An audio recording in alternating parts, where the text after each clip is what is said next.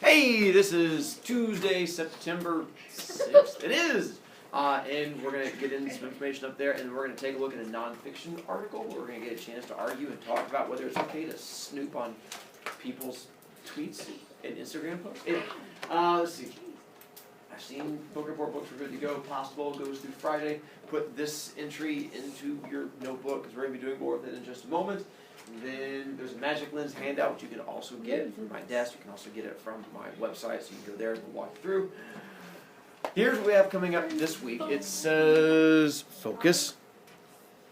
Magic Lens notes. We're going to try and flip the classroom. Instead of me spending 2 days going through in class and doing notes, we're going to try doing it flipping.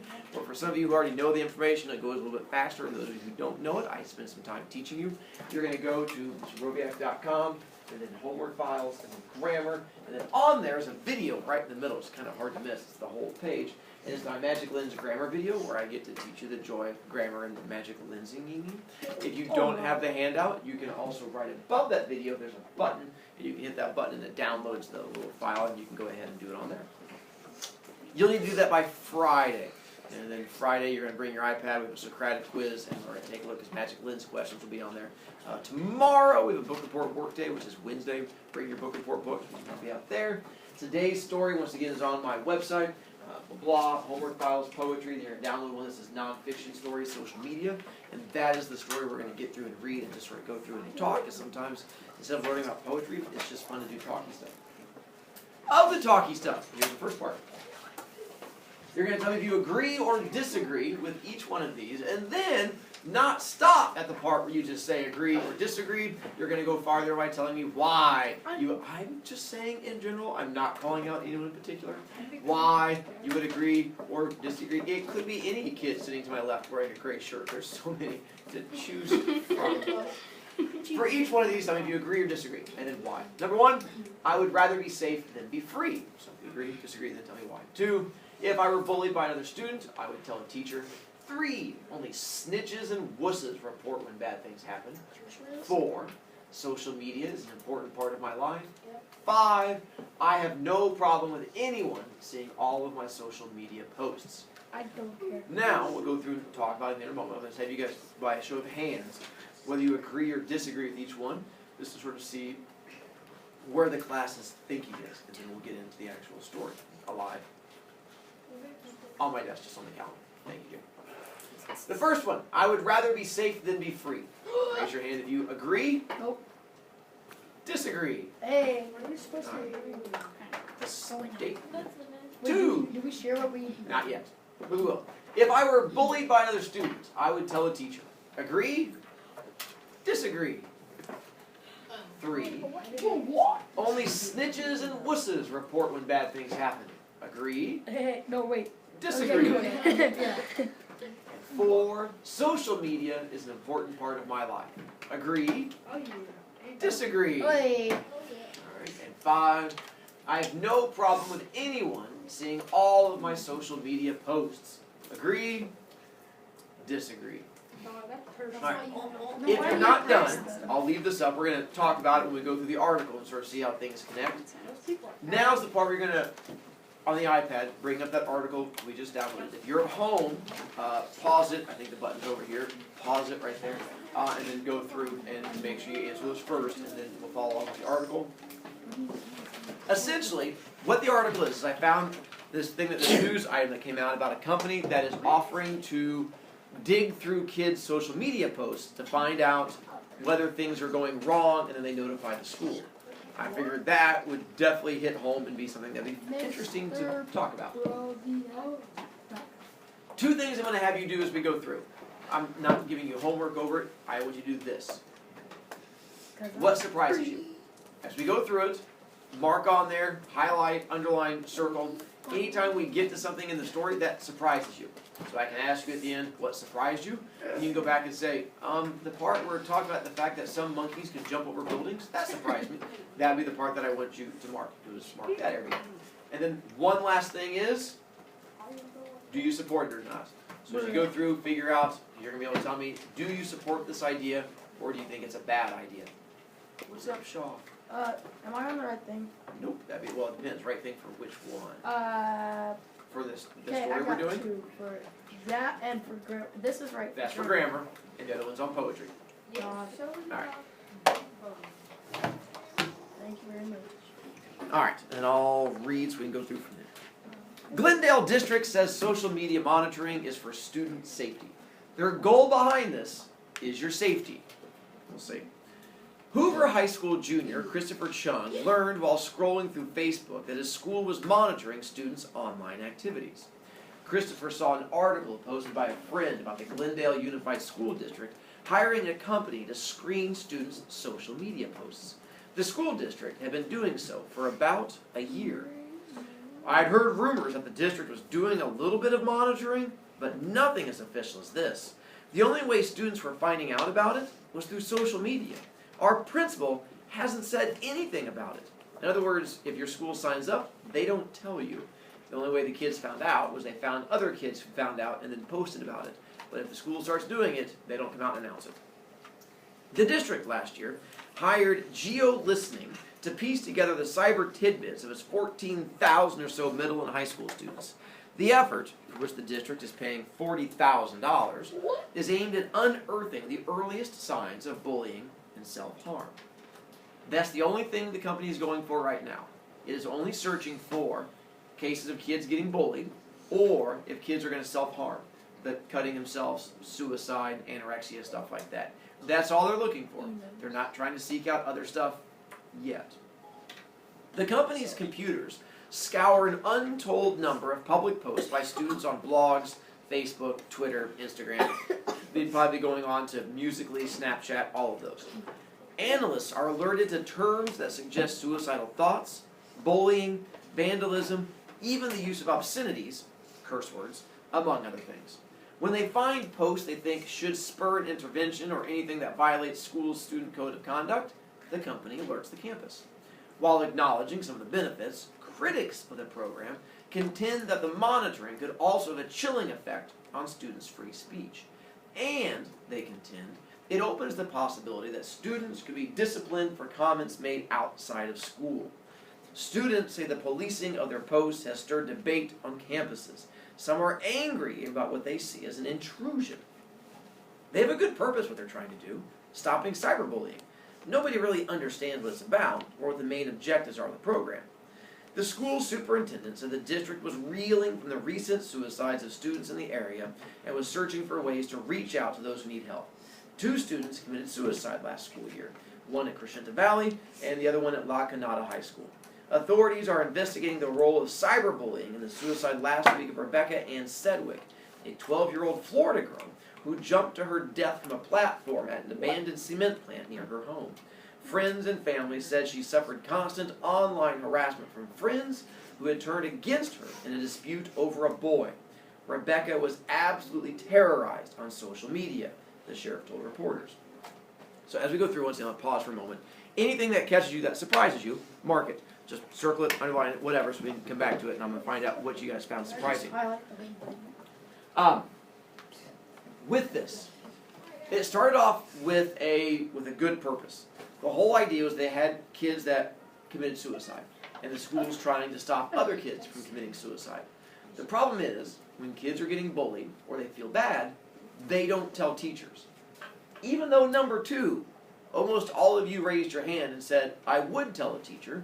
The problem is, many of you don't tell the teacher. Even though you know it's what you're supposed to do, and you say it's something you would do, you don't end up doing it. It's the same thing where kids go, yeah, I know drugs are bad. I took all those DARE classes. And then you get to high school, what do kids do? Oh yeah, we do drugs. It's all kinds of fun. Even though you know it's bad, it's the same thing. The same idea. Yeah, I know I'm supposed to do homework. Do you do your homework? No, I don't do any homework. It's the same thing. You know you're supposed to do it, but you don't do it. So here the school says, all right, kids know they're supposed to come forward and say something, but they don't. But what kids do is they go out and post it on social media. They talk about the fact that they're getting bullied. They talk about attacking other kids, or when they're depressed and suicidal. We can have this company go out there and search and find out and then tell us, and then we can get the kids help.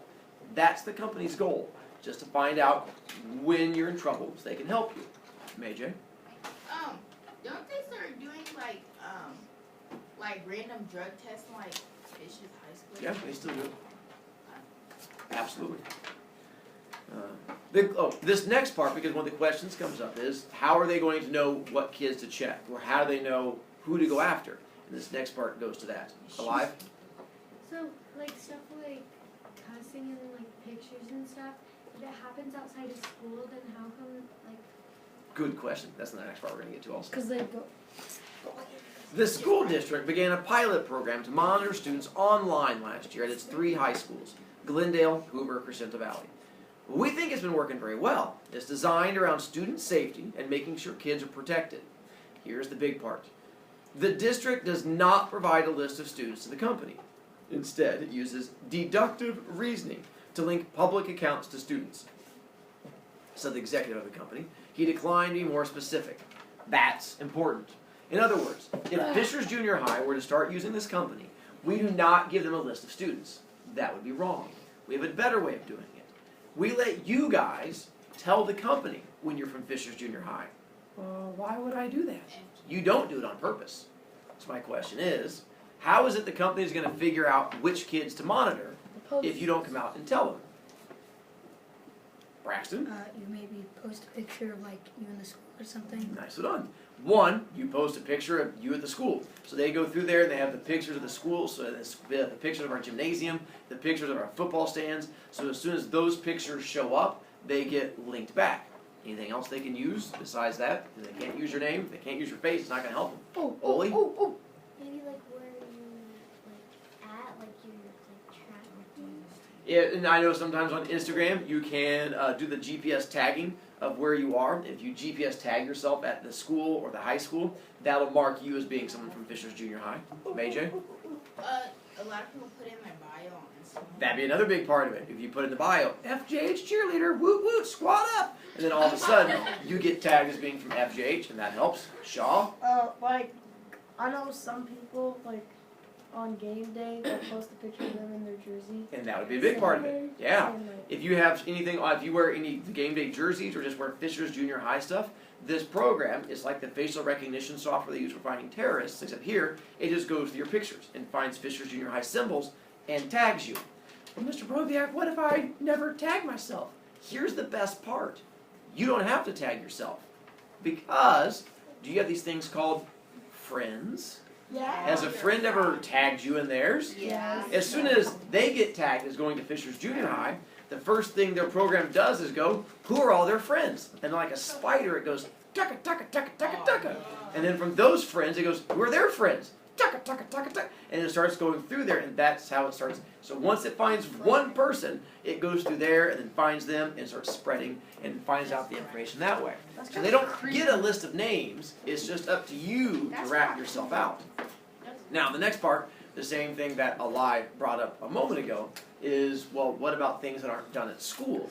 They get to that. You walk on school. The company guy would not comment on how many school districts he has contracts with, but expects it to be over 3,000 by the end of the year. He stressed that the company monitors only publicly available posts and is not peeking into private correspondence or hacking into accounts. The company gathers what students are putting out there for the world to see. In other words, if you use Instagram and you don't want the company to know what you're doing, what do? Change it to private, and you're good to go. They have no way of getting into it. Even if you're not private, they cannot get into your DMs or anything like that. But some things, though, don't have private. You guys use Twitter. Twitter has no private functionality. Snapchat does, so in that case you're safe. So some do, some don't. It just sort of depends on which social media one it is. They can only go through what you put out there for everybody to see. Liv?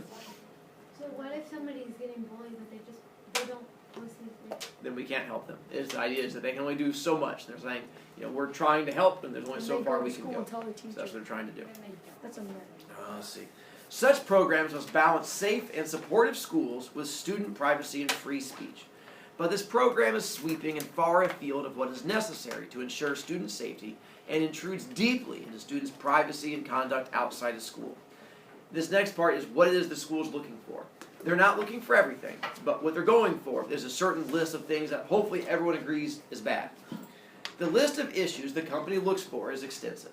It includes controlled substances, drugs, self-harm, hurting yourself, disruption of class or school activities, hazing, sexual harassment of peers or teachers, threats or acts of physical violence, use of fake identification. The use of fake IDs is like when you use your older brother's ID to go buy beer or something like that. Not like, online I use the ID Smurf Smasher 12. They don't care about that. It's when you're using your ID to go do something you're not supposed to. They go after hate speech, racism, weapons, suicide, despair. Hopefully, all things that people can agree, yeah, those are bad. We don't like those things. So that's what they're trying to stop. That's what they're going after. Knowing this information, my question to you is, their goal is to be good. Their goal is to try and catch things before they go too wrong. Not just trying to sneak and peek on you. If you're doing something outside of school, they can't come back and punish you. It just gives us information. If you were to find out that our school is to do this, how many of you guys would support the idea of the school using a program similar to this to try and help people? Raise your hand if you agree. Raise your hand if you say disagree, I still don't like it, and I think we should not be able to do it.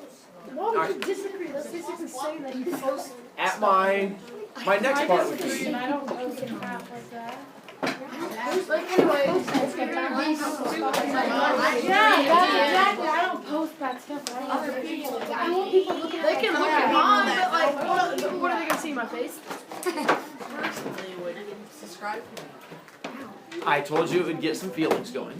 So The camera on us all. convince one way or the other, why would you support this or not support it? If we could step forward and you had a chance to argue to the school board, they said this is a company we're thinking about hiring, why would you convince us not to do it? That's like saying not coming to my house. That's With the idea of it being an invasion of privacy, though, you're putting the information out there. This is the same thing as an example, my tie buttons. I make a little tie clip. I make these myself. I have a little button maker, and so I use random ones. And what I did a couple years ago, when I had a bunch of students, when I had a class in their sophomores, juniors, they were not making their Instagram accounts private. They were making them public. I went onto their Instagram accounts, downloaded their pictures, and turned them into buttons I would wear throughout the day. Because once you put it out there and you don't make it private, any random, tall, bald, creepy guy can get their hands on your pictures and do whatever they want. So, if you put it out there, anyone can do what they want with it.